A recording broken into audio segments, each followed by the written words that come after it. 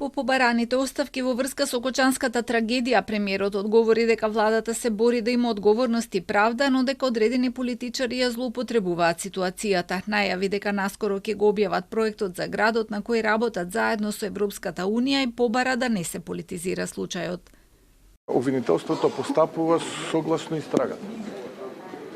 И тоа што бара обвинителството од Министерството за внатрешни работи, тоа и Министерството за внатрешни работи го испорачува. Така што тука не треба никој не треба да има дилема. Тоа што ќе каже и секој некој што е одговорен согласно јавното обвинителство, Министерството за внатрешни работи ќе постапи така. Така што да ги оставиме да ја водат истрагата.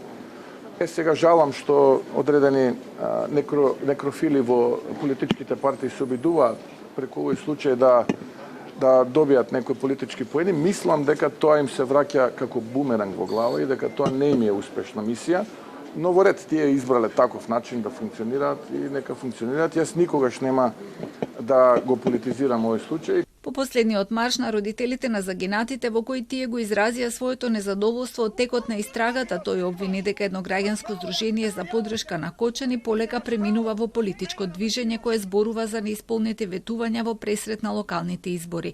Председателот на СДСМ пак од Кочани го критикуваше за оваа реторика и обвини дека владата не може да се справи со последиците од трагедијата. Прво не испорача правда. Понатаму не испорачува здравствена услуга. Сега луѓето имаат проблем. Луѓето имаат проблем и го нудат центарот Пониква за некаква рехабилитација. Во центарот Пониква не можеш ни на одмор да одиш.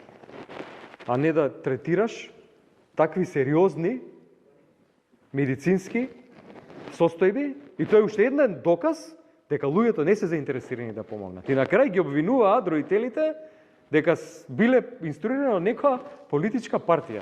Владата најави дека одморалиштето на МВР Пониква, кое располага со 27 соби и капацитет од 56 легла, ќе биде адаптирано за рехабилитација на повредените со обезбедување на дополнителен медицински кадар.